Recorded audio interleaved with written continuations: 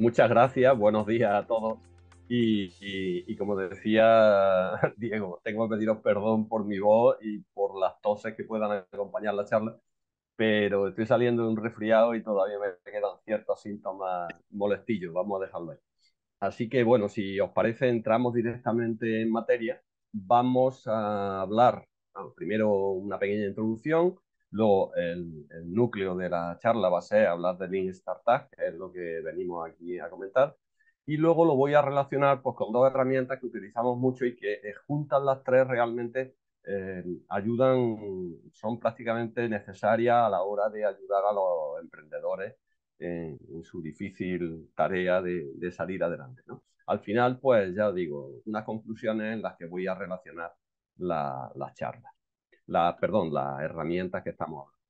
Bueno, para empezar quería comentaros el tema de, bueno, si os parece, perdonad un momento que voy ahora. Así, es que he quitado una cosa de la pantalla que me estaba volviendo un poco así.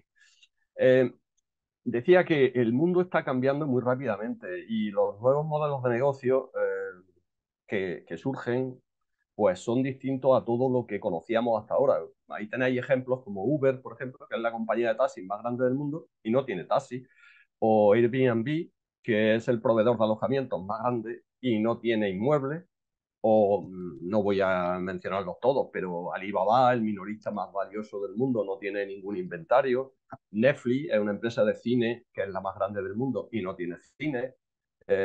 Y así sucesivamente. Como veis, esto es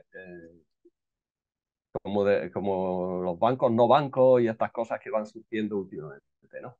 Bien, pues eh, aquí, eh, en este mundo empresarial que, como digo, es muy cambiante, es turbulento, los cambios se producen muy rápido, con mucha incertidumbre, muy grandes. Entonces, en esa situación, contar con buenas herramientas que permitan validar la idea, planificar estratégicamente y optimizar el crecimiento, puede marcar la diferencia entre el éxito y el fracaso de una nueva empresa, de una startup, que no es exactamente lo mismo, luego lo veremos, pero bueno, prácticamente lo vamos a asimilar. Hay tres herramientas que considero fundamentales, que son las que estáis viendo ahí: el Lean Startup, el método, el lienzo de modelo de negocio y el Lean Canvas. Ya están las toses, disculpad. Supongo que todos habréis oído hablar de ellas más o menos. Aquí sois la mayoría técnicos, seguramente algunos o la mayoría lo conocéis, pero me gustaría saber quién conoce o quién no conoce las tres herramientas y si sabéis en qué se parecen o en qué se diferencian. ¿Podríais poner por el chat alguna respuesta para que yo supiera un poco situarme? En, Os doy un minutillo y si os parece lo ponéis.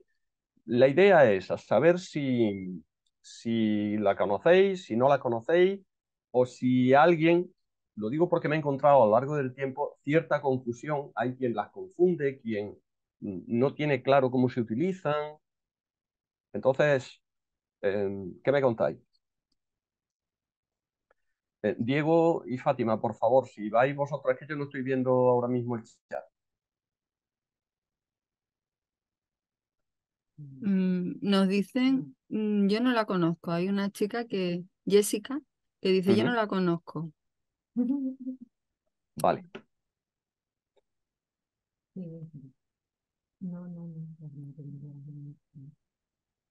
Y ya está, no tenemos más respuestas. no hay más. Bueno, No hay más. vale. Pues entonces, si os parece, vamos a hacer una cosa. Vamos a entrar directamente en materia, vamos a hablar de Lean También Startup. perdona, Sí, Salvador, nos dime, dice, dime. no tengo clara la diferencia. Eso suele pasar, Sí, eso suele pasar. Hay quien, digo, que las confunde o confunde eh, cómo funcionan o confunde matices internos de cada una y creen que una cosa es la otra.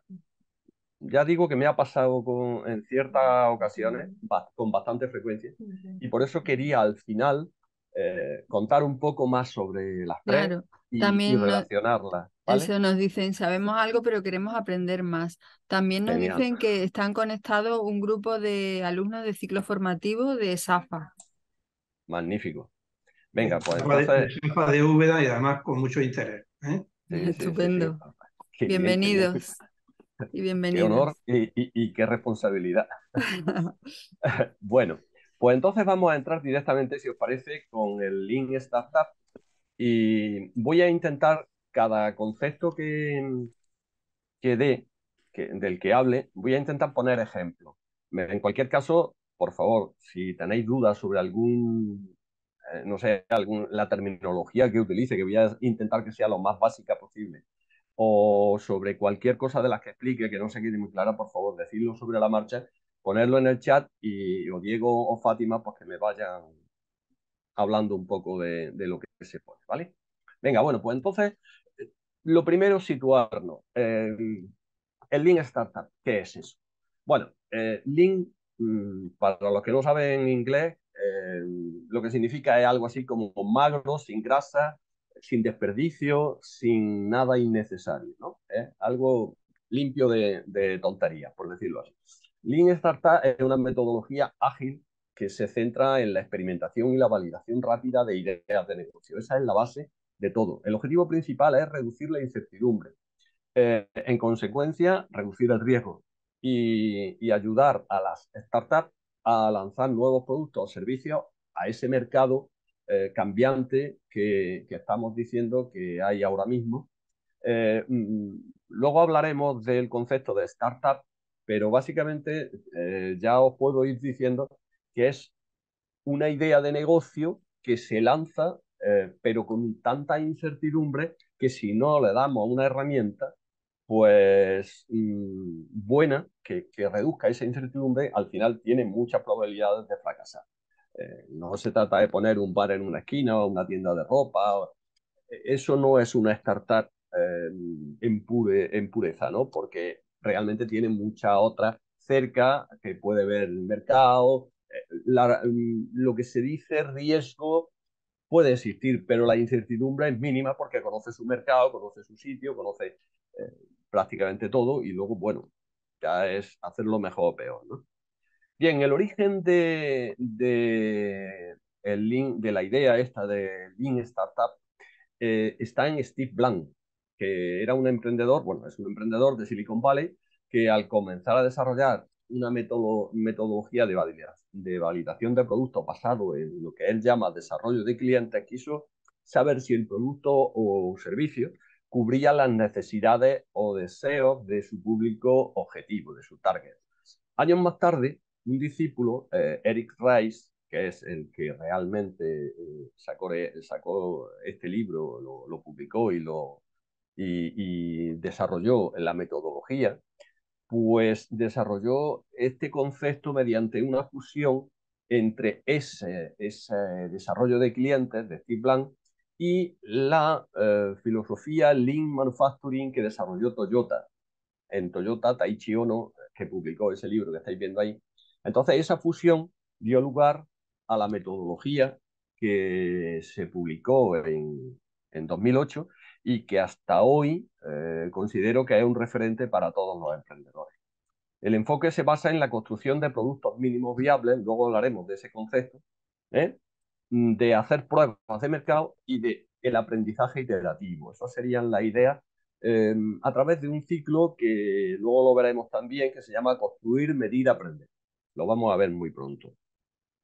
Los emprendedores utilizan la retroalimentación, la información que le van dando los clientes en ciclos iterados, repetitivos, probando ese producto mínimo viable y a partir de ahí obtienen una información que prácticamente sin gastos y en poco tiempo les permite tener información que reduzca esa incertidumbre que decíamos que tienen todas las startups a la hora de salir al mercado. Entonces, aquí lo que se aplica es el concepto de agilidad, de adaptabilidad, que son las estrategias clave para emprender en entornos altamente cambiantes. Los emprendedores lo que aprenden es a pivotar, otro concepto que después veremos, pero que básicamente es ir adaptándose, adaptando su producto, adaptando su modelo de negocio a a la información que le va llegando de los clientes a través de este método que es el Lean Startup. lo dejamos ahí y seguimos ya con el desarrollo de clientes. El desarrollo de clientes es una de las bases, una de las tres, digamos, patas del Lean Startup y es de donde nace, como ya os he explicado. Es una metodología formal. ¿Y eso qué significa? Pues que es sistemática, que está sistematizada, tiene un método muy claro de hacer las cosas, ¿no? Para crear negocios, en este caso, startup. Y cuando digo crear negocios, me refiero que puede ser tanto dentro como fuera de las empresas. Es decir, aquí esto vale tanto para el emprendimiento en general como para el intraemprendimiento dentro de empresas ya formadas, ¿no? Las tres patas del Lean Startup, ya os lo cuento, es, por supuesto, el desarrollo de clientes, que es lo que vamos a ver ahora para ponernos en situación, el diseño de modelos de negocio y el desarrollo ágil de productos. Entonces, esas tres cosas son las que al final nos permiten conocer al cliente, desarrollar un producto y desarrollar un modelo de negocio, que es lo que hace esta metodología. Steve Blank, en su metodología de desarrollo de clientes, lo que propone son 4 pasos para ese desarrollo, ¿no? El primero sería el descubrimiento de los clientes. Ayuda a convertir la visión del emprendedor en una serie de hipótesis de un modelo de negocio que habrá que validar antes de gastar dinero. Como digo, aquí siempre es esa la base. Vamos a no gastar dinero y vamos a hacer las cosas primero, hacer pruebas con el mínimo coste, pero con la máxima eficiencia. Entonces aquí se plantean 4 preguntas básicas, preguntas que se tiene que hacer el emprendedor. La primera es si ha identificado un problema que el cliente quiere que se resuelva. Otra podría ser si su producto resuelve realmente el problema o necesidad que cree que tiene ese cliente. Si es así, si el modelo de negocio que plantea es viable y rentable y sostenible, y finalmente si ha aprendido lo suficiente para salir y vender. A partir de ahí puede hacer más cosas, pero eso es lo primero. Entonces, para poder responder a estas preguntas, tiene que proponerse una hipótesis, unas propuestas de valor y unos modelos de negocio. Son las dos cosas. O sea, tiene que proponer hacer hipótesis sobre su producto o servicio y sobre su modelo de negocio y contrastarlo con clientes reales. No hacer suposiciones, pero si no lo contrasta, nunca podrá saber si son ciertas o no. El segundo paso sería la validación de clientes. Comprueba si el modelo de negocio que se ha obtenido en el paso anterior realmente puede vender repetitivamente, si tiene capacidad de crecimiento. Este proceso de validación siempre ocurre fuera de la oficina. Ya lo veremos que es una de las características básicas del desarrollo de clientes. Entonces, hay que ir a... Perdona, voy a quitarle voz al móvil no sea que no sea algo. Bien, se basa en conceptos como la selección de primeros clientes y selección de clientes clave. Primeros clientes son pues, lo que se llaman los early adopters, que son esos que compran cualquier cosa que sale al mercado al principio, pero no son los clientes al final que a nosotros nos interesan más. Nos interesan sí para hacer pruebas, pero realmente los clientes clave son aquellos que nos van a estar comprando a lo largo de la vida del producto. El desarrollo de un producto mínimo viable sería otro de los conceptos básicos aquí, que luego hablaremos de esto. Y ese producto mínimo viable pues, nos permitirá testear pruebas, priorizar aspectos, descartar otros, etc. ¿no? Hay que elaborar experimentos y métricas sobre las que realizar las validaciones de la hipótesis y habrá que analizar los resultados. Cada resultado de forma cíclica nos va a llevar a base de pivotar o no. Es decir, se pivota si algo no funciona y si, oye, se valida, pues perfecto. Eso se mantiene. Y si no se cumplen las hipótesis, pues ya os digo, los pivotes realmente pueden ser simples matizaciones o pueden ser directamente, no digo abandonar el negocio, pero sí cambiar completamente de producto. Luego pondré algunos ejemplos al respecto. O cambios más o menos importantes en ese producto o servicio o en la forma de llegar al cliente, etcétera, etcétera. ¿Vale? El proceso de validación pues quedará completo cuando podamos contestar a preguntas como si nuestro negocio puede ser escalado o replicado en clientes similares a los de las características donde hemos hecho el testeo, donde hemos hecho la validación, si tenemos claro el proceso para llegar a comunicar el valor de ese producto o servicio a nuestros clientes, o si tenemos claro el proceso de venta, las fases del proceso, cuánto dura el periodo de maduración de la venta, cómo se informa y se evalúa cada alternativa, cómo se paga, etcétera, etcétera, etcétera. Hay un montón de preguntas que te puedes hacer, pero esas son básicamente las que predominarían, por lo menos al principio. Bien, una vez que ya hemos pasado la validación del cliente, pasamos a la fase de creación de cliente. Ya estamos en la zona de ejecución, como estáis viendo, ¿no? Este es el momento ya de invertir. Hasta ahora hemos gastado lo mínimo posible, ¿vale? Ya tenemos las ideas más claras, ¿vale? Pues ya gastamos dinero, escalamos el proyecto, desarrollamos los canales, invertimos en las premisas de trabajo que hemos validado y construido, y en ese punto ya podemos hacer lo que Steve Blank llama co-creación. La co-creación de productos y servicios no es ni más ni menos que crear los productos y los servicios de acuerdo con el cliente. Es decir, al final lo que estamos es preguntándole qué le gusta y qué no le gusta y a partir de ahí creamos ese producto pues que realmente quiere, que realmente necesita. No es lo mismo desear que necesitar, pero nosotros tenemos que buscar las dos ideas, ¿no? En el cliente. Bien, y el cuarto paso pues ya sería la creación de la compañía, la creación del modelo de negocio con la estructura de la compañía, con los recursos humanos, los puestos de responsabilidad, etcétera, etcétera. ¿Vale? Esas serían las fases del desarrollo del el modelo Steve Blank da lo que podemos decir una serie de reglas. Vamos a ir viéndolas rápidamente, ¿eh?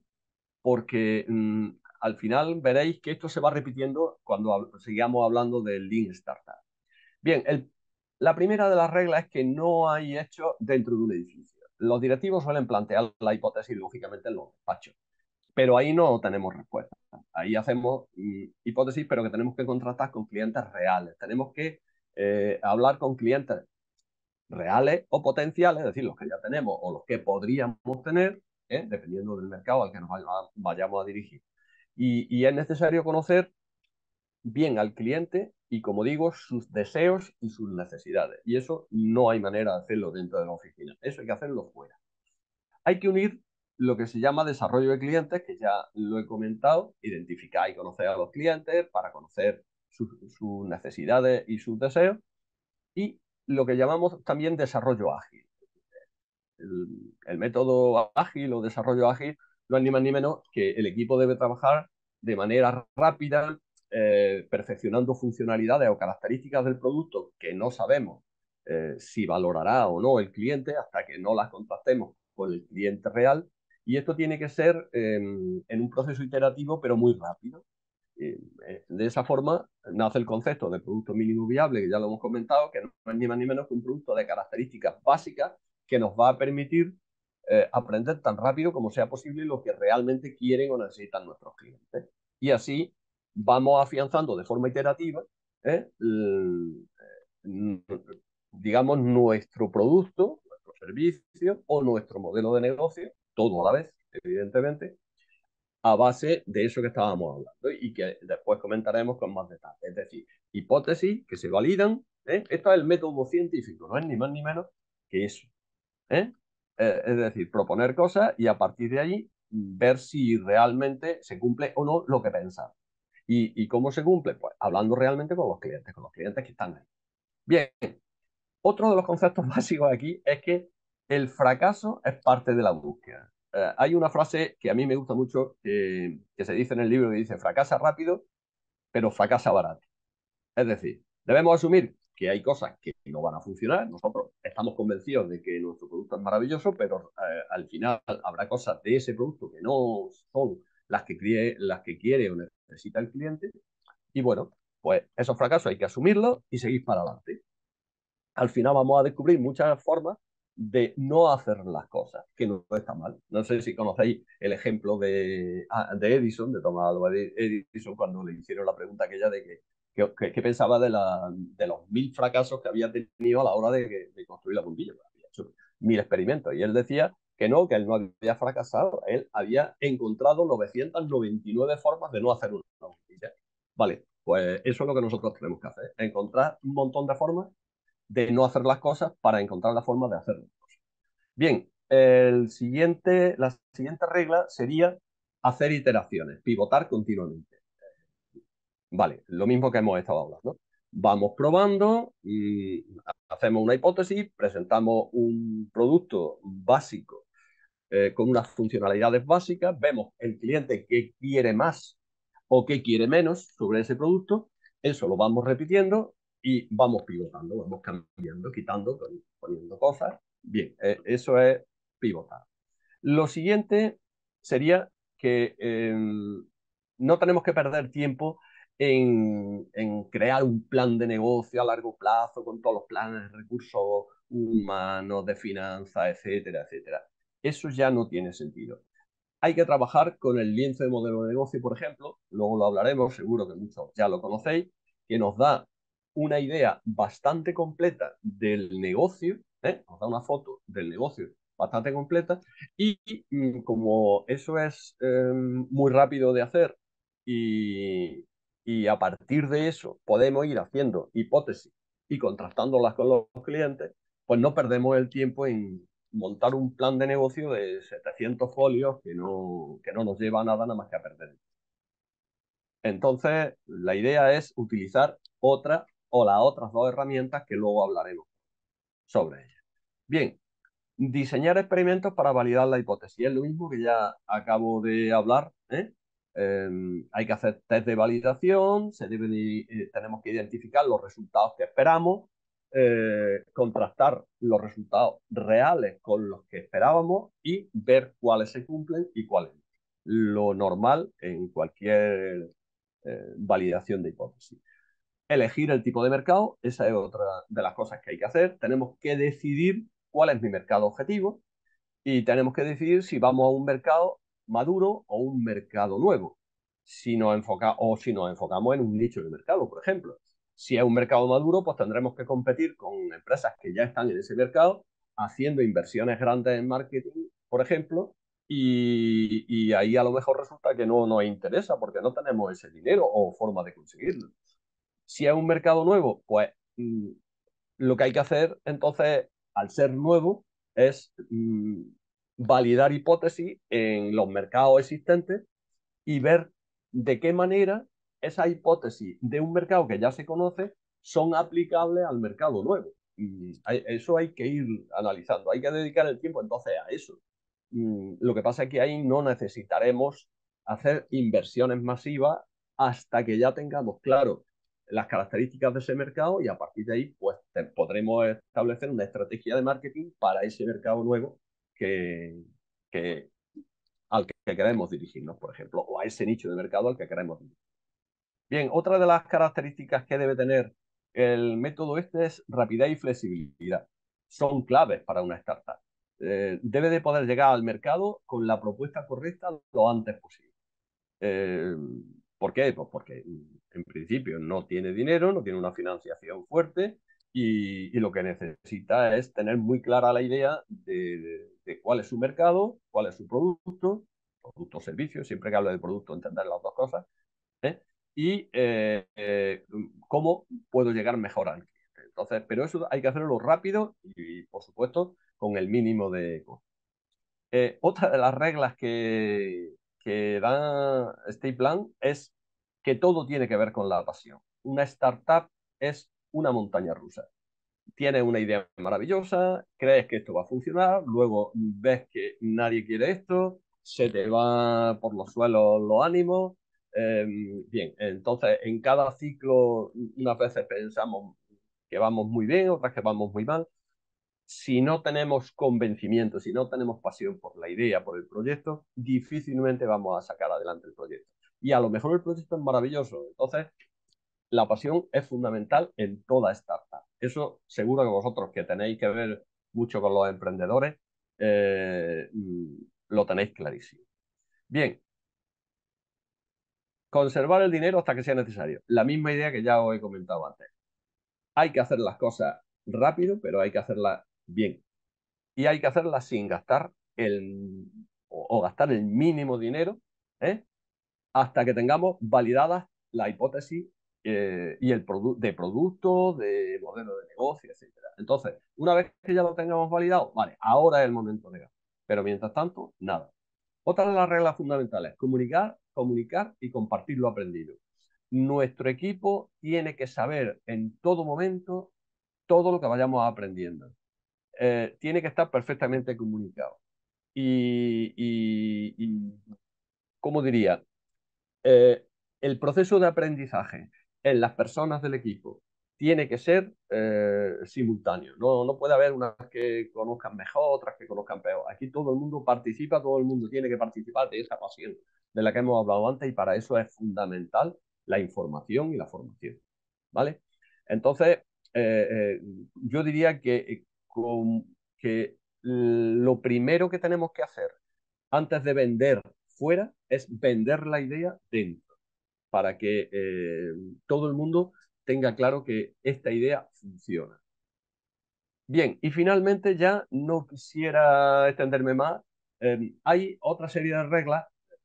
Steve Blank propuso 14, pero yo la he resumido en la 12ª. Una startup no es una empresa consolidada. Las métricas de una startup difieren de las empresas grandes, porque aquí lo que buscamos son criterios cuantitativos que permitan contrastar hipótesis y no criterios financieros, que es lo que se utiliza en una empresa tradicional. En las empresas grandes el proceso de decisión suele estar en manos de varias personas. Aquí suele ser una o muy pocas las que toman decisiones. Los puestos de trabajo son muy diferentes. Las startups tienen menos empleados, se valora más la agilidad, la capacidad de decisión, la flexibilidad, el poder hacer varias cosas, eh, mientras que en las empresas grandes suele estar más compartimentado todo los puestos de trabajo, etcétera, etcétera. ¿Vale? Bien, principios básicos de una startup. Los emprendedores están en todas partes. El concepto de espíritu emprendedor incluye a todo el que trabaja en una startup. ¿Qué significa esto? Que no solo es la persona que ha tenido la idea y que la lanza, sino que realmente todo el que está trabajando en una startup, el que dirige una startup, realmente puede considerarse emprendedor. Incluso, fijaros, esto no significa el que monta una empresa, sino cualquiera que incluso dentro de otra empresa, un directivo de una gran empresa que monta un nuevo negocio con grandes dosis de incertidumbre, puede considerarse un emprendedor. Otra cosa es que también habla como principio básico, sería el espíritu emprendedor es management. Management lo veréis en la palabra ahí, pero eso viene a ser algo así como gestión, administración, ¿vale? Hay quien dice que esa gestión, esa administración es enemiga de la startup porque eh, está muy sistematizada y aquí hay que ser muy flexible y tal. Bueno, realmente lo que se necesita es un tipo de gestión de administración orientada al concepto de incertidumbre extrema en el que se mueven las startups. Entonces, otro tipo de gestión, por eso se le llama el Management Lean Startup. Así se le define más o menos dentro del libro y de esta metodología. El aprendizaje tiene que ser validado. Las startups aprenden a crear negocios sostenibles mediante la realización de experimentos. Ya lo hemos repetido, experimentos para contrastar, para validar hipótesis. ¿De acuerdo? Entonces hay que decidir qué es más útil para resolver un problema o necesidad o qué es más apreciado por los clientes. Y en función de eso ir modificando, pivotando, modificando el producto, modificando el modelo de negocio, de forma que al final lleguemos a lo mejor, a lo más eficiente. Otra de las consideraciones importantes, el ciclo crear, medir, aprender. El objetivo principal de una startup es convertir ideas en productos. Entonces hay que medir cómo responden los consumidores y aprender cuándo pivotar o perseverar según el caso. Y otro de los conceptos básicos aquí es la contabilidad de la innovación. Luego hablaremos con más detalle de esto, pero esto no es ni más ni menos que el conjunto de métricas e indicadores que se establecen con el objetivo de validar las hipótesis que motivan esa innovación. ¿De acuerdo? Luego hablaremos con más detalle. Bien, aquí me gustaría introducir lo que Harari llama el dilema del emprendedor.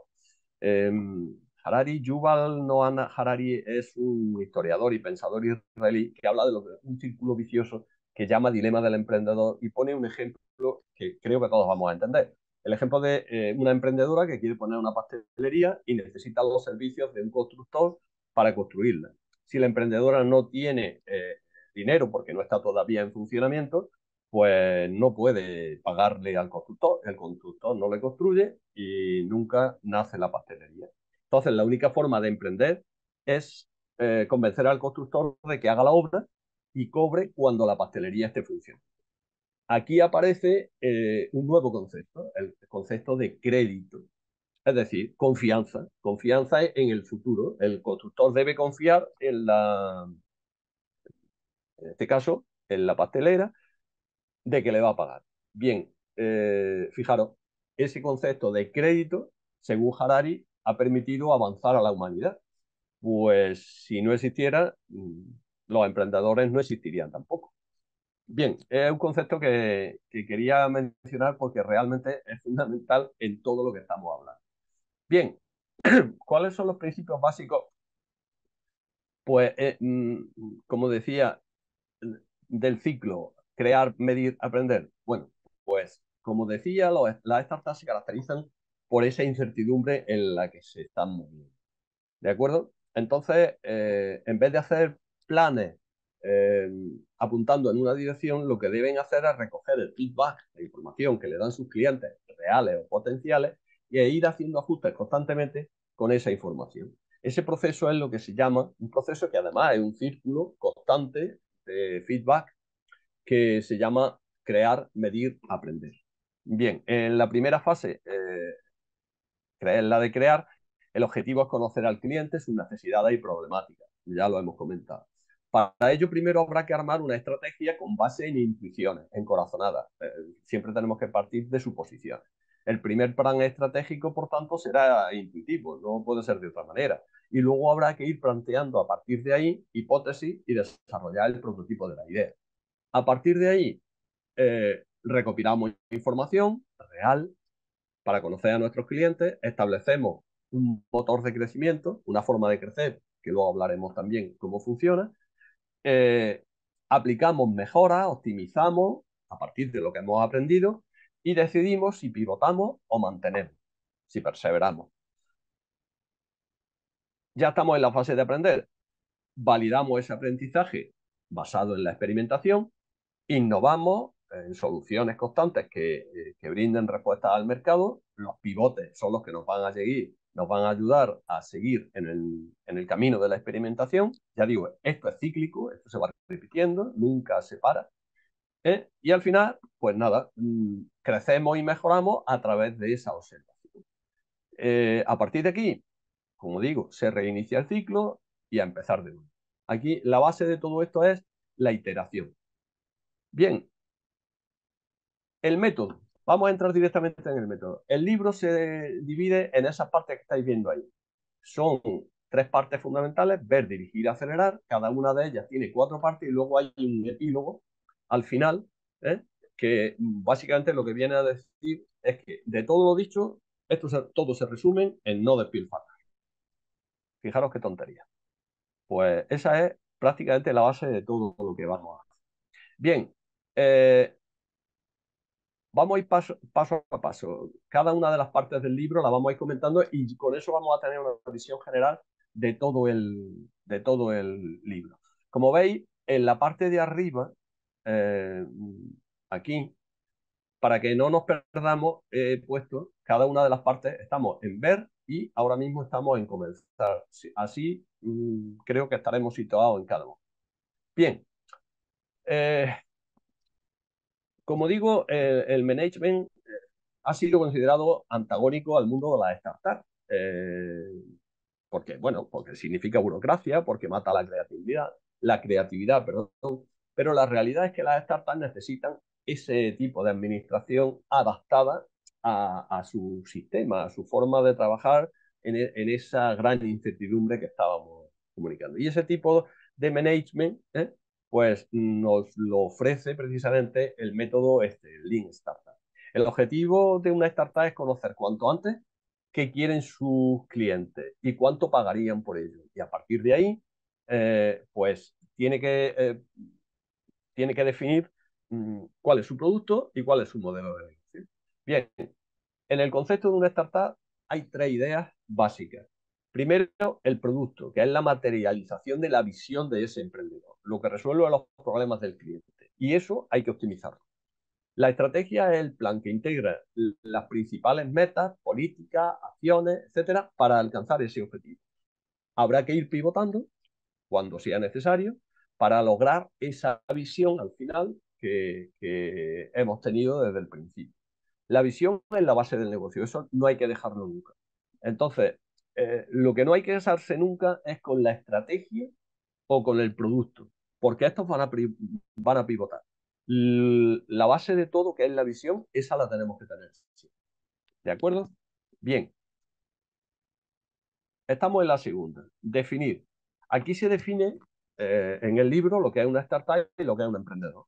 Una startup se define como una institución diseñada para crear un nuevo producto o servicio bajo condiciones de incertidumbre extrema. Las características, pues una institución reciente, innovadora, sujeta a gran incertidumbre y que tiene que ser sostenible y estable. Como decía antes, bajo estas condiciones de incertidumbre extrema, las herramientas tradicionales no suelen funcionar bien. Entonces, con estas premisas, un negocio minorista, que yo decía antes, un bar, una tienda de ropa, no se puede considerar realmente una startup. Ahora, si esa tienda de ropa, por ejemplo, crea una nueva forma de llegar a sus clientes eh, o, o, una nueva forma de vender por lo que sea, no sé, algo diferente a lo anterior, pues entonces sí que a lo mejor se puede considerar una startup. Bien, emprendedor, pues se define como toda persona que lanza un nuevo negocio independientemente del tamaño de la empresa. También antes lo hemos comentado. Independiente del sector, independiente de la fase de desarrollo. Puede considerarse emprendedor un directivo que monta un nuevo negocio a partir de la gran empresa en la que está trabajando. O sea que eso es perfectamente posible. La función más importante de una startup es aprender lo que quieren realmente, y cuando digo realmente es fundamental la palabra, los consumidores y lo que llevaría a un negocio sostenible. El Lean Startup es un proceso con una disciplina de aprendizaje. Eric Rice lo llama aprendizaje validado y se resume en tres cosas. Tener hipótesis testeables, es decir, ¿qué crees que es importante para tu negocio? Y definir eso a partir de hipótesis que se puedan comprobar, que se puedan validar. Otro, diseñar experimentos para testear esa hipótesis. Y finalmente, analizar los datos para aprender de ello y ver si validan o rechazan la hipótesis que nosotros teníamos. Como digo, el Lean Startup es un método científico, es riguroso, concreto, rápido, que sirve para obtener información valiosa y lo que al final decía es que es un antídoto al fracaso. Tenemos que fracasar, sí, pero al final tenemos que tener éxito y para eso es fundamental tener un método que nos va a evitar crear un producto que no interesa. Bien, como hemos visto, eh, esta metodología realmente construye una startup como una ciencia. Tiene los elementos de una ciencia, es decir, visión, hay que ver, hay que observar, se hacen hipótesis sobre lo observado, se hacen experimentos para validar o no la hipótesis y al final pues se determina qué es válido y qué no es válido. Aquí os he puesto el ejemplo, por ejemplo, decía, de una planta que, fijaros, tiene un aspecto bastante enfermizo. Eh, ante esa pregunta, pues habría que hacerse preguntas, perdón, ante esa planta habría que hacerse preguntas como qué planta es, qué características tiene, qué necesita, y una vez analizadas las respuestas, pues decidir si hay que regar más a menudo, si lo que necesita es más sol o más abono, si necesita cambiar de macetero, etcétera, etcétera. ¿Vale? Para eso los principios de experimentación de Lean Startup, los que se proponen en el libro, son esos que veis ahí. La mejor forma de entender las preferencias de la gente es observando el comportamiento de la gente real, no preguntar por opiniones, porque mucha gente lo que cree que desea o lo que cree que necesita no es lo que realmente desea o necesita. Entonces, hay que saber muy bien distinguir entre una cosa y otra. Hay mucha gente que no sabe verbalizar realmente sus deseos y necesidades. Nosotros tenemos que poder sacar datos reales. Luego hay que pensar en el experimento más barato y rápido que se pueda llegar para validar la hipótesis. Y finalmente, lanzar pronto el producto mínimo viable nos va a dar información del cliente antes de lanzar el producto real, sobre si están interesados o no en lo que está ofreciendo y te hace ver las preocupaciones de los clientes, pero preocupaciones reales que a veces incluso no teníamos identificadas. Entonces, es fundamental el concepto de producto mínimo viable, como estaba diciendo. Pasamos a la parte 2, que sería, estaríamos en la fase de saltar. Normalmente hay dos tipos de hipótesis. Las de hipótesis de creación de valor, con preguntas del tipo, ¿aporta este producto o servicio valor al cliente?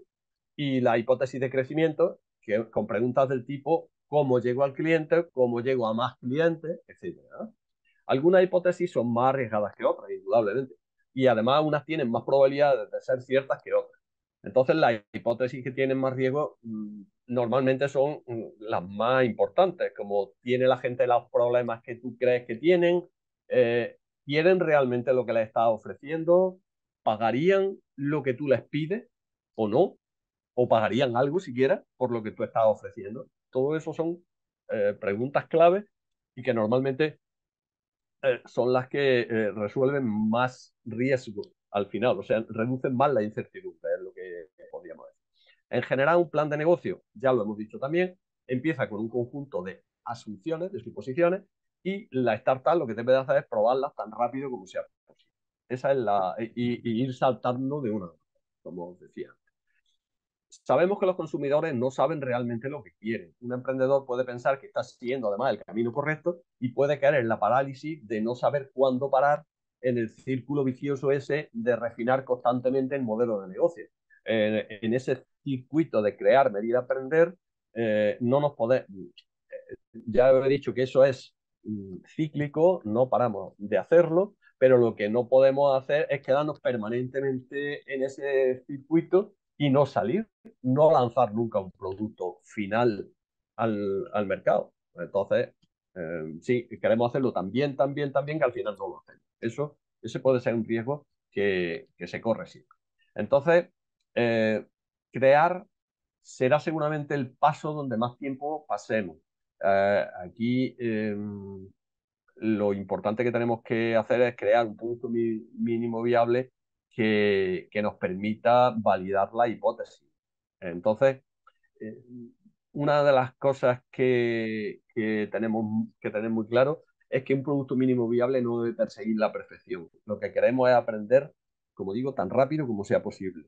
Tenemos que añadir características que no sabemos si van a ser aceptadas o no, pero no podemos perder demasiado tiempo en probarlo. Entonces, ¿cuáles son los objetivos? Los objetivos es probar las hipótesis fundamentales del negocio y del producto y empezar el proceso de aprendizaje lo antes posible. ¿Cuál es la regla? Pues eliminar cualquier elemento, proceso o esfuerzo que no contribuya directamente al aprendizaje que se busca. La calidad no la debemos nosotros marcar, la marca el cliente. Eso es lo que nosotros debemos tener claro. Es importante también tener en cuenta otra cosa, y es que no solo se obtiene información de cuestiones técnicas o de diseño. Hay que obtener información de formas de llegar al cliente o de cualquier otra cosa que nos pueda interesar de cara a generar un producto que sea sostenible y que se venda. Al final es de lo que se trata. Ahí tenéis algunos ejemplos de estrategias de productos mínimos viables. Mirad, la primera sería esta que tenemos aquí, la landing page, una página de aterrizaje. que puede indicar el número de usuarios interesados. Por ejemplo, podemos tener una hipótesis de que cada 100 usuarios, 20 van a descargarse una app. Y no es preciso hacer la app para montar una landing page donde explica el funcionamiento de la app y ver cuánta gente se descarga esa explicación. Así vemos si la gente está dispuesta a descargarse o no la app. Esa sería una forma de hacerlo. Otra forma de producto mínimo viable es lo que se llama prueba de humo. Eh, Esta la usó Dropbox en su inicio antes de desarrollar su aplicación. Dropbox era una aplicación, es una aplicación bastante pesada, a nivel técnico, muy costosa. Entonces, ¿qué hizo Dropbox? Pues que creó un vídeo del prototipo mostrando las características principales y los casos de uso. Entonces, debajo del vídeo había un formulario para apuntarse a la lista de espera para la versión beta. Pues hubo cientos de miles de peticiones y, por tanto, decidieron seguir el proyecto. Bien, ahí tenemos un ejemplo. Otra sería el producto mínimo viable conserje. Este es el método de dar un servicio a medida. Empiezas con un solo cliente, cuando entiendes sus necesidades, puedes escalar, sistematizar, crear un software, lo que queráis, ¿no? Si empiezas con un producto escalable, un producto así más grande, yendo a un mercado más o menos amplio, al final no conoces de cerca a tus clientes y no los conoces bien. El sistema es eso, ir uno a uno al principio y ir ampliando. Bien, otro producto mínimo viable, otra forma de hacerlo sería el Mago de Oz. El Mago de Oz, el caso más claro para mí es el de Zappos. Eh, Se busca que el usuario piense que está interactuando con un sistema automático cuando en realidad hay una persona detrás de la marioneta moviendo los hilos, ¿no? Bueno, pues el creador de Zappos tuvo la idea de montar una tienda online de zapatos y antes de montar un gran negocio, pues quiso validar su idea. ¿Qué hizo? Fue a la tienda de zapatos, sacó fotos, cuando alguien puso una página web, cuando alguien quería un zapato, pues lo que hacía, él no tenía un maravilloso almacén ni nada. No, se iba a la tienda, lo compraba y lo enviaba. Cuando vio que tenía demanda, entonces fue cuando creó grandes almacenes, compró esto y bien, a partir de ahí, pues fijaros, un negocio inmenso. Bien, pasamos a la fase de medir. Eh, bueno, según Eric Ray, necesitamos un enfoque disciplinado y sistemático para saber si estamos progresando y descubrir si estamos obteniendo aprendizaje validado. Bien, la contabilidad de la innovación de la que habla es el conjunto, como decía antes, de métricas e indicadores establecidos con el objetivo de validar la hipótesis que motivan una innovación. Entonces, esta contabilidad de la innovación sigue el método científico a través de tres pasos claros. Por un lado, definir un producto mínimo viable, seleccionar la hipótesis que hay que validar, determinar los objetivos de aprendizaje y las métricas adecuadas, realizar los experimentos y pruebas hasta que obtenemos resultados de esas métricas y después analizar los resultados e interpretarlos. La segunda fase sería desarrollar el producto y finalmente pivotar o perseverar. Habrá que decidir. Como veis, esto más o menos vamos repitiendo cosas en distintos puntos, pero son las ideas básicas que definía al principio y que, digamos, impregnan todo el método. En todo el proceso que hemos ido viendo es muy fácil caer en métricas equivocadas. Cuidado con las métricas equivocadas. Hay que evitar lo que se llaman indicadores vanidosos. Los indicadores vanidosos son aquellos que ofrecen datos falsamente positivos. Es decir, por ejemplo, el cómputo total de usuarios de una aplicación, eh, por ejemplo, me dice que cada semana voy ganando 1000 usuarios y llevas varias semanas viendo eso. ¿Ese indicador es bueno? No, no, porque si tú una semana ganas 1000, al siguiente ganas 1000, al siguiente ganas 1000, al siguiente ganas 1000, eso no sirve. El crecimiento no puede ser así. En cuanto lleve un año, tú tendrías que tener un crecimiento exponencial. Tú no puedes estar, no es lo mismo crecer 1000 sobre 1000 que crecer 1000 sobre 50.000 o sobre 10.000. Entonces, realmente lo que está creciendo menos cada vez. Hay que no caer en esas cosas. Otro error también es el medir resultados que no son críticos para el funcionamiento de la empresa, como por ejemplo menciones en la prensa, nuevos trabajadores, premios que te dan. Bueno, bien, te da imagen, pero a lo mejor realmente eso no es importante para el crecimiento de la empresa. Como norma general, los indicadores deben cumplir las 3 A's que estáis viendo ahí. Tienen que ser accionables, es decir, mostrar la relación causa-efecto. Tienen que ser accesibles, comprensibles y al alcance de todos. No pueden ser crípticos y que no lo entiendan. Y luego tienen que ser auditables, fundamentales, verificables y si no son verificables es imposible que sean creíbles. Entonces, esos 3 conceptos son básicos a la hora de fijar los indicadores. Bien, aquí en esta fase, digamos, vamos a pararnos un poquito más porque es clave dentro de todo el método. Pivotar o perseverar. Es uno de los desafíos más grandes del proceso. Digamos que analizar bien la información y tomar decisiones correctas. ¿Por qué tenemos que pivotar? Bueno, pues porque una parte destaca más que la otra, por ejemplo, o porque el negocio no es financieramente viable, o porque el mercado no respondió de la manera prevista, lo que estáis viendo ahí. La competencia siempre nos supera, quieres hacer algo diferente. Bien, esas son algunas de las razones, si veis ahí, que en un momento dado nos deben hacer pivotar. Bien, ¿cuándo debemos de pivotar? Pues ya os decía antes que el proceso es constante, ¿no? Tenemos que hacer en el proceso ese ciclo de feedback que hemos hablado, de información. Hay veces que no hay que pivotar y otras que sí. Bien, ¿cuándo pivotamos? Pues, por ejemplo, cuando se ha elegido un nicho o hemos elegido un micro nicho dentro del mercado al que queremos llegar y tiene algo diferente, bueno, pues a lo mejor hay que hacer un pivote. O cuando la imagen de marca que estamos teniendo no es la deseada, o cuando no interesan nuestros productos o servicios, o vemos que están empezando a dejar de interesar tanto como nosotros queremos, ¿vale? Esos serían momentos clave que realmente pueden hacernos pivotar. Es preciso hacer reuniones periódicas en una startup, son fundamentales. Reuniones de pivotar se llaman, o de pivotar o perseverar, eso ya como queráis, ¿no?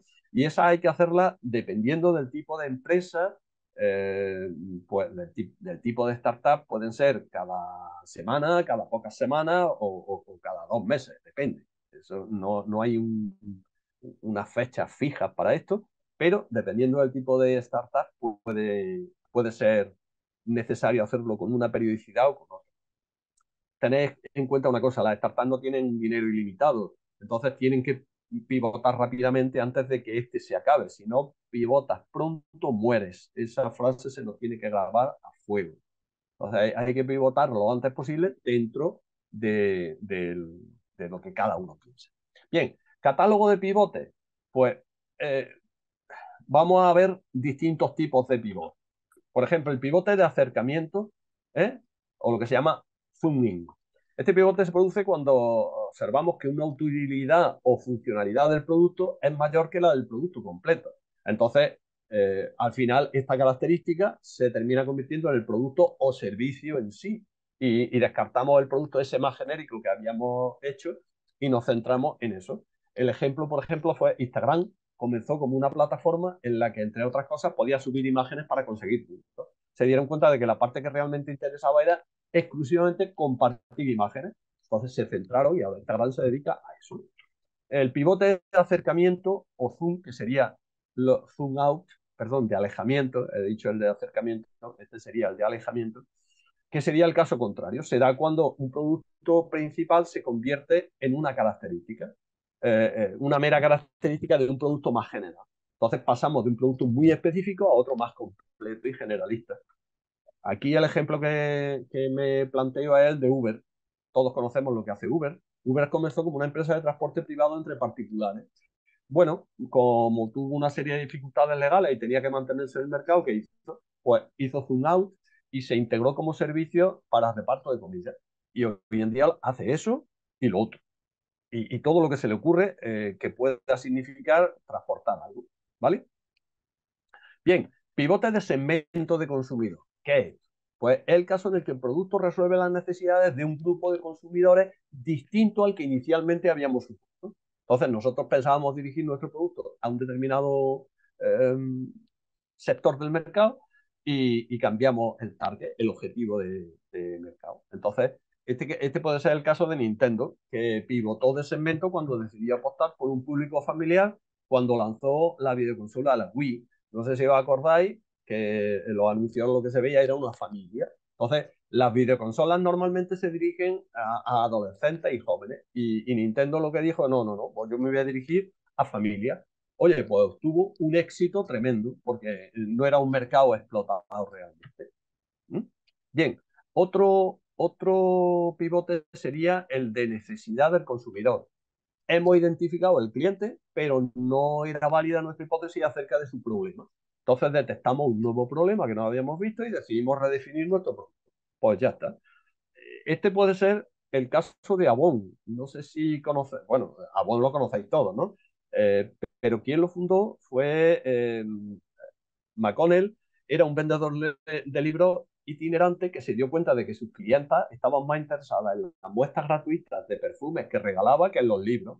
Así que decidió crear el negocio de perfumería y belleza que ahora es una multinacional inmensa y que se llama Avon y que creo que todos antes o después lo hemos conocido. Pivotes de arquitectura de negocio. Básicamente hay dos tipos de arquitecturas de negocio, la B2B y B2C. Vamos, business to business, empresa a empresa y empresa a cliente, que sería la B2C. Hay otras, ¿no? Todos sabemos que está el CAC, el C2C, el B2A, etcétera, etcétera. Empresa administración, cliente a cliente, pero al final estas dos son las básicas, digamos, ¿no? Un ejemplo, para aclararlo, pues, imaginar una agencia de viajes que se especializa en viajes de empresa. Esto es un modelo B2B, negocio, empresa a empresa. Bien, de pronto dices, bueno, pues yo ahora quiero ofrecer mis viajes no a empresas, sino quiero ofrecerla a los clientes en general. Pues hemos cambiado nuestra arquitectura de negocio, ahora ya es B2C, es decir, empresa a cliente. Bien, pues ese sería el caso. Pasamos a otro pivote. El pivote de captura de valor consiste en cambiar la monetización o el modelo de ingresos de una empresa. ¿Cómo? Pues imaginaros una app que tú puedes descargar, que es gratuita y que es gratuita a cambio de que te inunden a publicidad. Bien, un día deciden que no van a hacer eso, que van a quitar los anuncios, pero van a cobrar un coste por uso, pues porque vemos que de esa forma pues, nuestra app a lo mejor va a tener más implantación en el mercado. Bien, pues es cambiar la captura de valor de esa app, de ese producto. Pivote de motor de crecimiento. Después hablaremos de los motores de crecimiento, veremos que hay básicamente tres tipos. Es un motor de crecimiento, no es ni más ni menos que la forma en que se va a crecer. Entonces, el cambiar la estrategia de crecimiento para que el crecimiento sea más rápido o más rentable o ambas cosas, pues eso puede ser un pivote de crecimiento. Aquí estaríamos hablando, por ejemplo, de una empresa que a través de anuncios está consiguiendo, una empresa tradicional, a través de anuncios, consigue clientes, modelo de pago que se llama, luego lo veremos, insisto, con más detalle, pero un día decide reorganizar su estrategia y en lugar de conseguir más clientes nuevos, lo que quiere es retener más tiempo a los clientes actuales. Bueno, pues eso sería el modelo pegajoso de crecimiento. Insisto, luego lo hablaremos, pero ha cambiado su forma de crecer.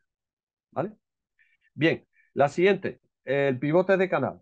Bueno, esto es un canal de distribución o de venta, el mecanismo por el cual nosotros, según una empresa, vende, hace llegar sus productos al cliente. Bueno, pues puede decidir que de pronto, en vez de llegar de una manera, quiere llegar al cliente de otra.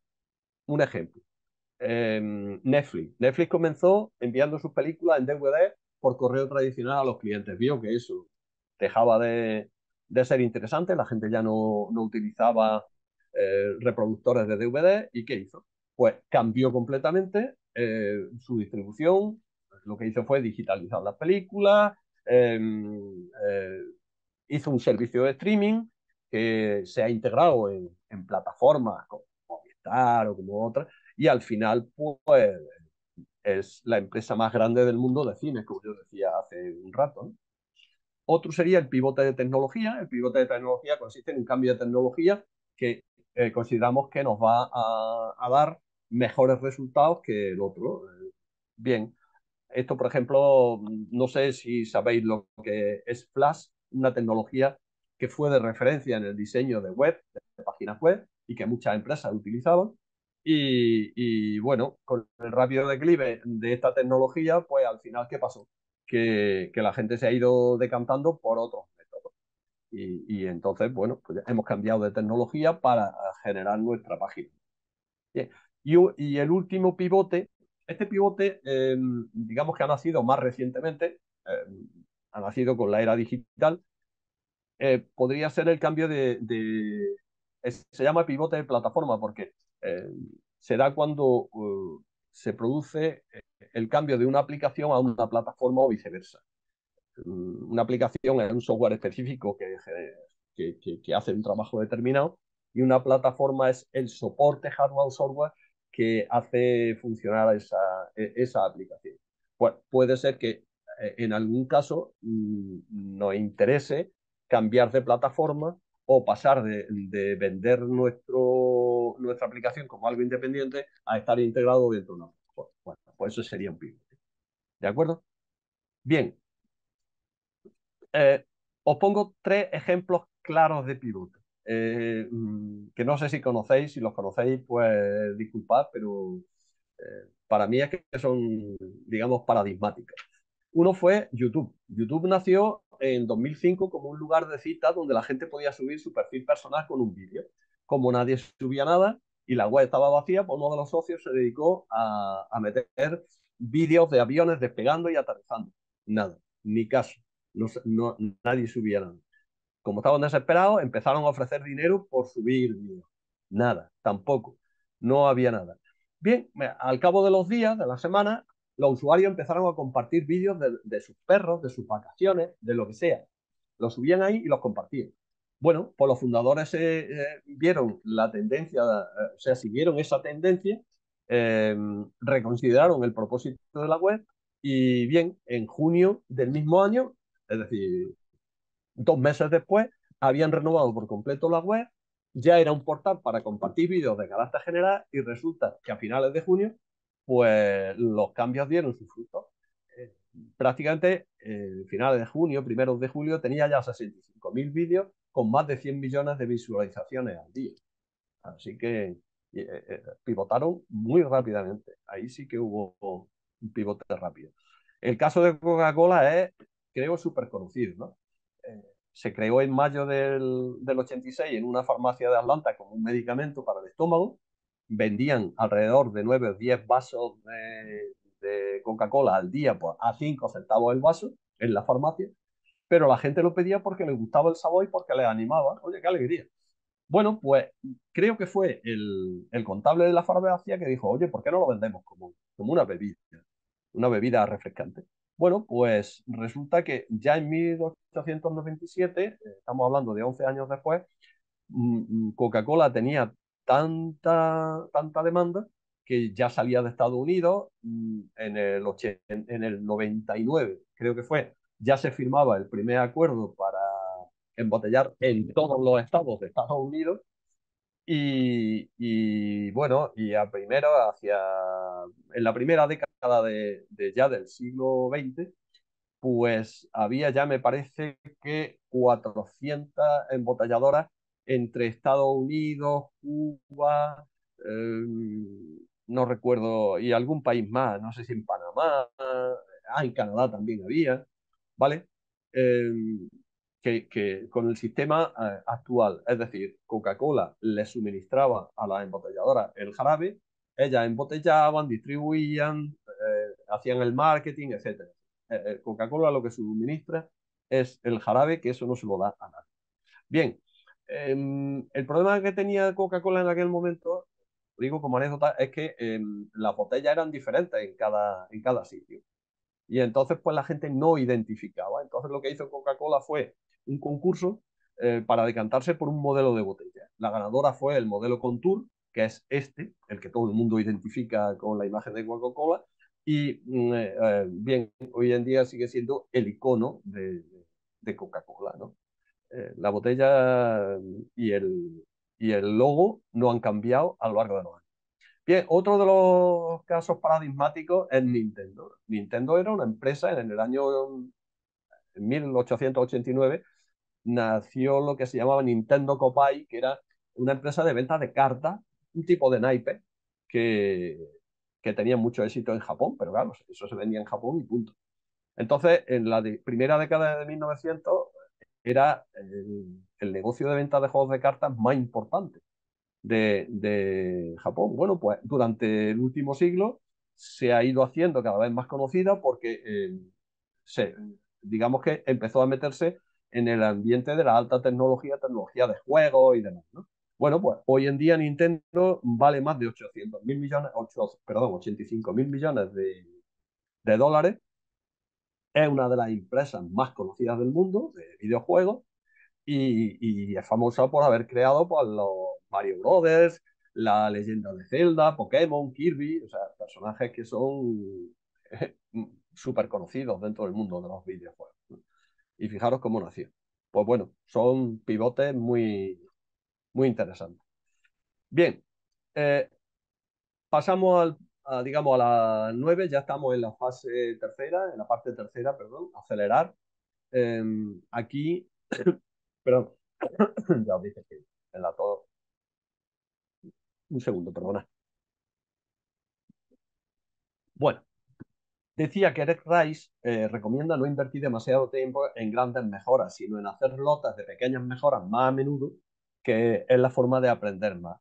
Trabajar con esos pequeños lotes hace que la startup pueda minimizar el gasto de tiempo y dinero y de esfuerzo y finalmente evitar despilfarros. Esto quizás pueda parecer poco intuitivo, pero es lo que funciona y está demostrado, ¿eh? Entonces, permite esas iteraciones hacerlas más rápidas y más baratas. Básicamente esa es la idea general en la que nos movemos, ¿no? Bien, crecer. Un crecimiento sostenible se basa en 4 elementos. Primero, 4 elementos que además deberían de coincidir, deben de funcionar juntos. Por un lado, publicidad pagada. Por otro lado, negocios repetitivos, compra o usos repetidos. Por otro lado, lo que se llama efectos secundarios de uso del producto, es decir, los clientes actúan según la exposición al producto. ¿Eh? Cuanto más lo ven, o cuanto más lo compran, o cuanto más lo ven porque lo usan amigos, amigos o conocidos, otra gente que va por la calle, más ganas le dan de comprarlo. Y luego el boca a oreja, o el boca a boca, ¿no? Que es la recomendación, ¿eh? De uno a otro. Entonces, un buen encaje entre producto y mercado ocurre realmente cuando una startup encuentra una gran cantidad de consumidores que, como dice Eric Rice, resuenan con su producto, es decir, se sintonizan, les gusta, se sienten cómodos con ese producto, ¿vale? Entonces, eso es lo que hay que conseguir. Los motores de crecimiento que decía antes, formas de crecer, ¿eh? Las startups pueden utilizar varios motores de crecimiento, pero realmente creo que es interesante tener claro que solo debe de centrarse en uno. Se puede pivotar de motor, pero no deberían de utilizar varios motores a la vez porque eh, se pueden solapar y al final no funciona el método, ¿vale? Entonces, eh, al final todos los motores de crecimiento se agotan. Entonces, sí es conveniente saber cuándo hay que cambiar de motor de crecimiento, pero no utilizar varios a la vez. Digo que eso no suele funcionar. Entonces, aquí la clave es saber cuándo hay que cambiar. Pero bueno, eso es otro de los pivotes que hemos estado hablando. Bien, ¿cuáles son los motores de crecimiento fundamentales? Primero, el motor de crecimiento pegajoso. Este se basa en retener a los clientes que ya se tienen. Pretende atraer, retener a largo plazo a los clientes, que lo que hacen es que se encuentran con barreras de salida de la empresa ¿Y por qué? Pues porque obtienen beneficios o no tienen molestias por quedarse dentro de la empresa o por no cambiarse. La clave de todo es la recurrencia, repetición o reincidencia en compras. O sea, una compra genera otra. Eh, Esta suele ser más común en empresas relacionadas con las tecnologías, software, informática, telefonía. Vodafone, Telefónica y las que veis ahí, por ejemplo, serían ejemplos muy claros. Y es también muy habitual en modelos freemium. Modelos empiezas por un modelo free, libre, ¿no? Y al final pues pagas por el uso, bien, y al final te enganchas y ya es difícil salirse porque te gusta esa aplicación, por lo que sea, ¿no? La velocidad de crecimiento de este modelo se determina por lo que se llama la tasa de capitalización, es decir, la diferencia entre el crecimiento natural de clientes y la tasa de deserción, es decir, los clientes que dejan la empresa. Lo que hay que hacer es aumentar los clientes que entran y se quedan y disminuir la deserción a base de, pues, ahí ya hay métodos que no es el momento de comentar. Bien, otro motor de crecimiento sería el crecimiento viral. Los clientes promueven nuestro producto. Entonces el conocimiento del producto se expande rápidamente de persona a persona. Trae a amigos, trae a conocidos de alguna manera. Es un uso habitual, usado habitualmente en negocios donde el volumen de usuarios es un factor determinante de la capacidad de monetización. Muchos productos virales no cobran a los consumidores, confían en las fuentes de ingresos indirectas como la publicidad, por ejemplo. Entonces, aquí hay casos como el de Hotmail. Hotmail cuando nació, pues al final de cada mensaje, tú tenías una cuenta de Hotmail, al final de cada mensaje aparece el texto, consigue tu cuenta gratuita de email en Hotmail. Vale, pues cada vez que un mensaje llegaba de un usuario de Hotmail a otra persona, pues hacía que leyera eso, venía un link, entonces pinchaba y ya te registraba. Y así, con ese sistema, en 6 meses consiguieron más de 1 millón de clientes nuevos. Desde que nacieron 6 meses después, aquello fue increíble. Y fue simplemente de esa manera. Otro caso es el caso Tupperware, que los clientes reciben comisiones por vender el producto a amigos y vecinos, ¿no? Bueno, pues es otra forma. Y no solo eso, sino que además le ofrecen la posibilidad de venderlos también. Entonces, la velocidad de crecimiento aquí en lo que se llama el coeficiente viral, es decir, cuántas personas trae cada una de las personas actuales. Si ese coeficiente es mayor de 1, por ejemplo, si es 2, pues una persona trae a 2. Cuanto mayor sea ese coeficiente, más crece la empresa. Si es menor que 1, malo, porque significa que se están trayendo menos, están entrando menos que los que hay en proporción, y ese crecimiento no sirve. Ahí habría que hacer un pivote de motor de crecimiento. Bien, el tercer motor de crecimiento sería el remunerado. Este es, digamos, el tradicional. Pagamos para atraer a posibles consumidores a partir de publicidad. Evidentemente es el más utilizado, pero no por las empresas modernas. Las empresas, digamos, nuevas suelen buscar otro tipo, aunque también este se utilice, ¿no? Las empresas pagan por conseguir clientes. Al fin y al cabo es eso. ¿Cómo? Pues haciendo publicidad, pero también paga a vendedores para que vendan o para que vayan señalizando tu empresa, tu producto, etcétera, ¿no? Bien, al final es pagar por ventas, ¿no? Bien, adaptar. Una de las cosas que tenemos que tener claro es que una startup debe estar en constante cambio, adaptándose a los nuevos clientes que van llegando. Como decía antes, los early adopters, que son aquellos que les encanta tu producto y que serán los primeros en utilizarlo, no son muy exigentes con la calidad. Ellos van a la novedad.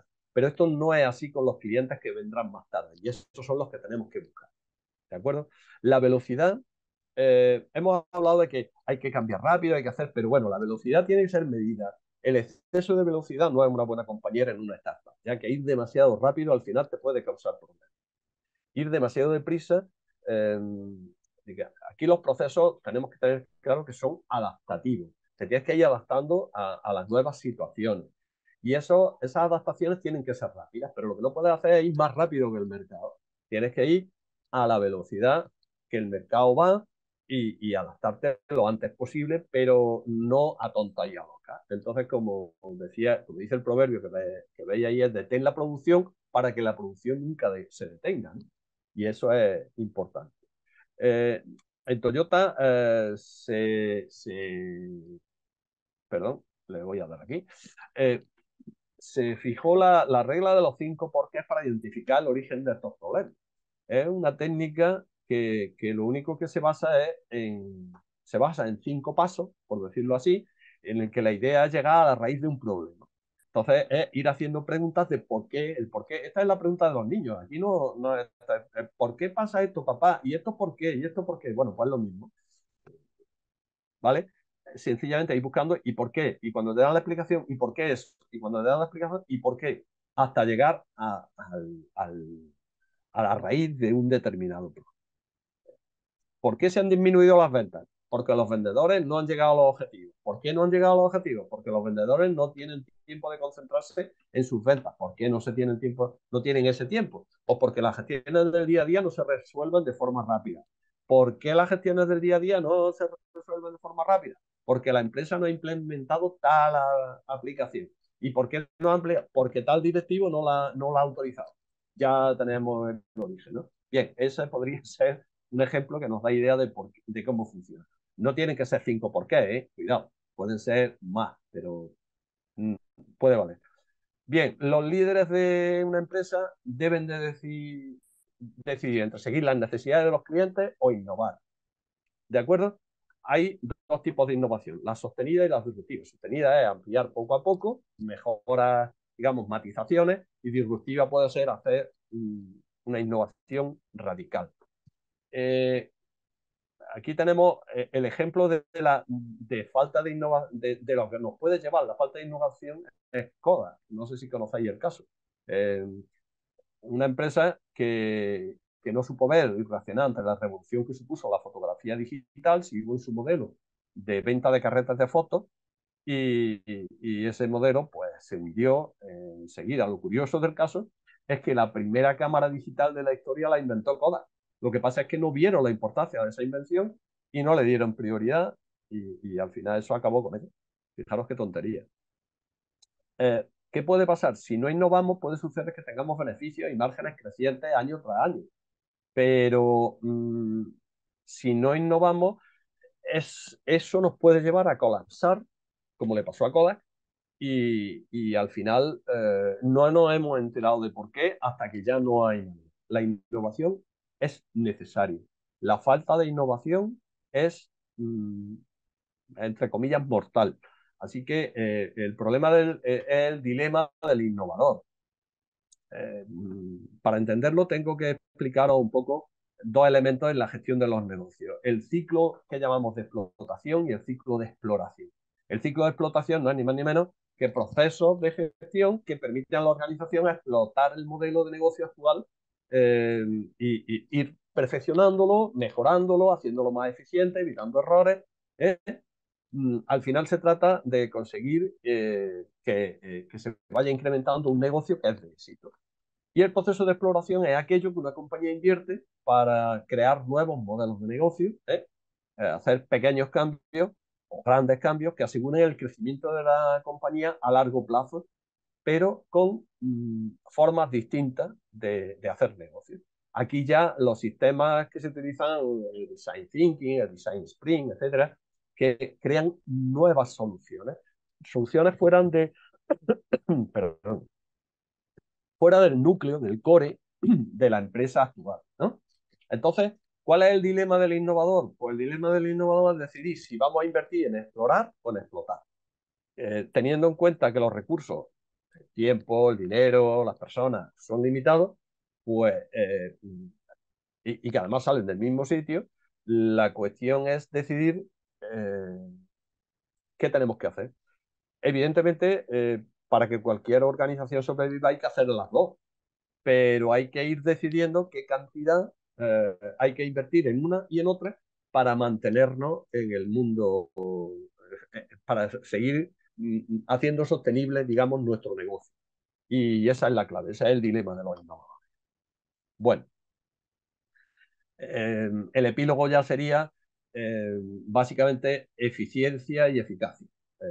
Es decir, eh, hacer bien lo que hay que hacer, pero hacer las cosas obteniendo el máximo resultado con un mínimo de recursos, que eso sería la eficiencia. Lo que no hay que hacer es hacer muy bien aquello que no se necesita.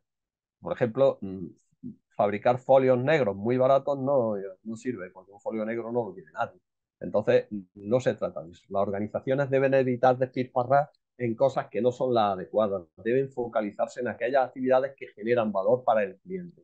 Es decir, eh, lo que ponemos aquí, la eficiencia debe crear valor, ¿de acuerdo? Y eso es al final la visión de todo, no despilfarrar. Bien, digamos que esto es la filosofía del Lean Startup. Otras herramientas. Creo que todos conocéis, lo digo por ir terminando, ya me queda muy poquito tiempo. Entonces, quiero presentaros una que ya conocéis todos, supongo que es el Business Model Canvas. Perdón, me ha salido aquí. Vale. Haz caso al cuestionario y minimízalo Sí, a dos cuestionarios sí. de participación. Sí, es que me ha salido y me ha dejado tapado. Bien, decía, el lienzo de modelo de negocio, creo que lo conocéis la mayoría de vosotros, ¿no? Eh, este sería el lienzo que estáis viendo, se divide en 9 apartados. Aquí se define el quién, aquí se define el qué, por supuesto, el cómo se hacen las cosas y el cuánto. El cuánto se gasta y el cuánto se ingresa y cómo se ingresa. Eso básicamente es lo que se define, ¿no? Segmento de cliente, canales por los que nos dirigimos, cómo nos relacionamos con el cliente, qué es lo que se le vende al cliente, qué necesitamos, qué actividades claves son las que se van a hacer para vender esta propuesta de valor y llegar a estos clientes, cuáles son los recursos clave necesarios para hacer estas actividades, para hacer esto que estaba diciendo, para vender el qué al quién, y al final quiénes son nuestros socios clave en toda esta labor. Esta parte es la que genera gastos, esta parte es la que genera ingresos, y este es el meollo de todo. Aquí estamos, aquí está la parte financiera, y yo creo que todo eso lo conocéis. Si alguien quiere que amplíe un poco más este tema, yo creo que aquí no me quiero parar mucho porque creo que se ve, ¿no? Es un modelo que se debe interactuar, que va evolucionando con el tiempo, no es estático, hay que revisarlo permanentemente, hay que estar siempre en continua evolución a lo largo del tiempo, como veis ahí, una línea temporal. Entonces, eh, aquí veis los distintos, a las distintas partes. No me voy a parar en las partes porque creo que todas las conocéis. Si alguien quiere que le aclare alguna, por favor que lo diga y entramos en detalle. Esto lo pasamos. Aquí sigo pasando. El Lean Canvas, que sería la otra herramienta, ahora hablaré de ellas, pero quiero presentarla un poco. Como veis, es otro lienzo muy parecido que se utiliza de una forma parecida, y cuando digo parecida quiero decir que también es una evolución a lo largo del tiempo. Es una versión simplificada del plan de negocio. Es una evolución del lienzo de modelo de negocio. Eh, el lienzo de modelo de negocio, digamos que describe los componentes claves del modelo de negocio, mientras que el Lean Canvas, que es esto, va un poco más allá, enfocándose en la validación de hipótesis y la agilidad, utilizando la metodología Lean Startup. Y si os dais cuenta, acabo de relacionar las tres herramientas. Es decir, una me dice los elementos, otra me dice, me da un método sencillo, visual, de validar cada una de las hipótesis con agilidad utilizando esa metodología. Entonces, las claves del Lean Canvas, que son simplificación, concisión, como veis ahí, igual que Business Model Canvas, resume la estrategia empresarial en una sola página de forma muy visual, facilita comunicación interna y externa. Igual, en este caso, digamos, las partes son ligeramente distintas, ahora lo veréis, pero quiero decir que para eso es lo mismo. Se enfoca en el cliente, ayuda a comprender y definir las necesidades y deseos de los clientes, permitiendo desarrollar propuestas de valor sólidas y ajustadas a los requerimientos del cliente. Es una validación temprana a base de, como decía, de validar hipótesis con productos mínimos viables, etcétera, etcétera, con iteración y mejora continua, método Lean Startup, que ya hemos comentado, y con enfoque a la rentabilidad, con cualquier empresa. Aquí tampoco estamos hablando de nada excepcional. Las partes serían, si os dais cuenta, los 9 bloques, pero estos 9 bloques son ligeramente distintos. Aquí aparecen bloques diferentes. El bloque 1 aparece que no estaba allí, que os acordáis, aquí estaban los socios clave, aparece el problema, se identifican los problemas y desafíos que enfrentan los clientes objetivos, ¿eh? Aquí están las soluciones a estos problemas, aquí aparecerían las métricas clave. Recordad que aquí en la otra parte había otras cosas, que eran las actividades clave, los recursos y los clientes, perdón, y los socios clave, ¿eh? Y la otra diferencia, esto y esto es lo mismo, esto y esto es lo mismo. Aquí está la ventaja especial, si os acordáis. Aquí se identifican las fortalezas y recursos únicos que tiene nuestra empresa. Habilidades, alianzas estratégicas, tecnología patentada, conocimiento exclusivo, etcétera. Esas ventajas que tenemos sobre nuestros competidores. ¿De acuerdo? Bien, la forma de trabajar, propósitos claros, POSI o tarjetas, etcétera, etcétera, básicamente es la misma. Y aquí acabo ya comentando las 3 partes, por si no ha quedado claro. El Business Model Canvas se centra en describir los componentes clave de un modelo de negocio y cómo evoluciona a lo largo del tiempo. Ya lo he dicho que es una cosa que va en función, que no es estática. El Lean Canvas proporciona ese marco metodológico para el Lean Startup proporciona el marco metodológico para la experimentación e iteración rápida, y el Lean Canvas es la herramienta esa visual que hemos visto último, que permite planificar estratégicamente el negocio. En vez de hacer un plan de negocio muy pesado, pues de una forma muy rápida, muy visual, podemos hacer lo mismo a partir de esa metodología Lean Startup. La combinación de las 3 herramientas pues va a permitir a los emprendedores tener una visión clara de cómo el modelo de negocio va a evolucionar, cómo se va ajustando a medida que van obteniendo información del mercado. En otras palabras, facilita la comprensión y el análisis rápido de la viabilidad del negocio y de los productos y servicios que quiere el cliente. Entonces, ¿qué diría? Porque son 3 herramientas muy importantes que juntas le van a dar todo lo que necesita al emprendedor para tener éxito. Luego lo tendrá o no, eso nunca se sabe, pero si la utiliza bien, normalmente tendrá muchas más probabilidades de éxito. Le va a permitir tomar decisiones informadas, adaptarse rápidamente al mercado, maximizar las oportunidades de éxito, como digo, y al final, pues nada, digamos que sin estas herramientas pues no va a tener tantas posibilidades. En este mundo empresarial actual tan cambiante, tan turbulento, que realmente necesita reducir la incertidumbre como sea posible. Y para eso es para todo lo que hemos estado. Y ya está. No quiero extenderme más. Si tenéis alguna pregunta. Aquí os he puesto unos cuantos libros que son los que he utilizado para la presentación. ¿eh? Si queréis información, me la pedís al respecto. Y nada más. Estos somos nosotros, SECOP, y muchas gracias. A vuestra disposición. Disculpad si me he pasado 3 minutos. Muchas gracias, Salvador, por el esfuerzo que has hecho por concretar tanta información en el tiempo justo, ¿eh? Y he Un querido ir minutito dando más. ejemplos y tal, y Ya. me ha costado, pero bueno. Disculpad si he ido un poco rápido, pero es que quería comentarlo. Hay una pregunta, un comentario Sí. de Víctor Figueroa. Ven. Te lo digo, Salvador, todavía son muchas las personas que emprenden que siguen creyendo que sus clientes es cualquier persona que pasa por la puerta sin dedicarle tiempo a esa búsqueda del cliente, descubrimiento y validación. Ya son muchas las personas que siguen pensando que definir hipótesis y experimentar para validar el modelo de negocio es perder el tiempo, probablemente por esa mente cerrada de seguir queriendo hacer las cosas como siempre y no mejorar su cultura empresarial, que es donde yo veo el principal problema.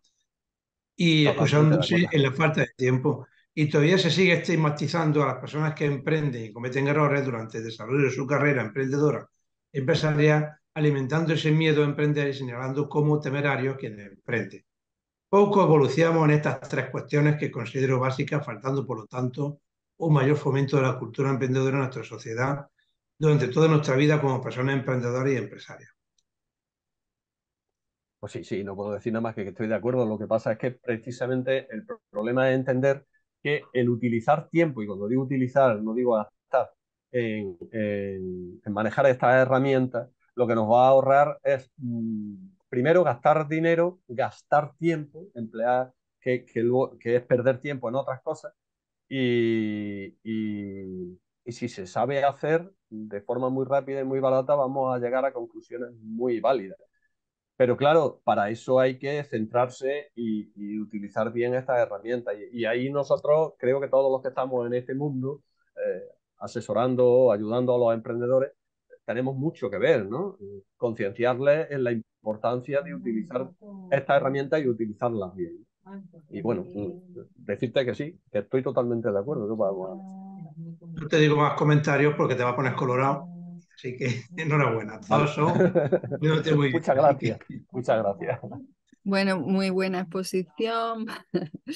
Muchas gracias por los ejemplos, muy interesante, todo muy interesante. Así que te damos las gracias, Salvador, por eso, por Nada, el encantado. esfuerzo en sintetizarlo todo y en clarificar todas las ideas que nos has expuesto. Y además convencernos de que es verdad que hay que utilizar estas metodologías y estas herramientas que están ahí, que son científicas y que hay que utilizarla en el día a día para facilitar el emprendimiento, que haya cada vez menos fracasos y si hay que pivotar, pues se pivota las veces que haga falta, pero con datos, haciendo uso de los datos y de los resultados que hayamos obtenido en los experimentos y en las pruebas que hagamos previamente, claro. Exacto, exacto. Pues nada, gracias a vosotros por permitirme estar aquí. Disculpad otra vez las toses y eso, pero que Nada, no podía ha hacer estado otra cosa. genial. Y a vuestra disposición siempre, por supuesto. El muchas cuestionario está gracias. disponible. Antes de iros, por favor, rellenarlo.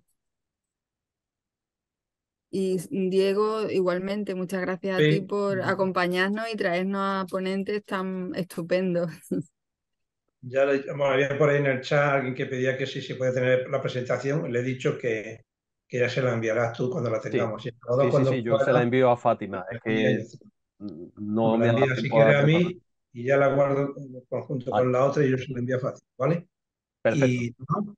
Y en cuanto a la grabación, pues estará también pronto en el canal de YouTube, ¿no? Sí, sí, la subimos. Exactamente.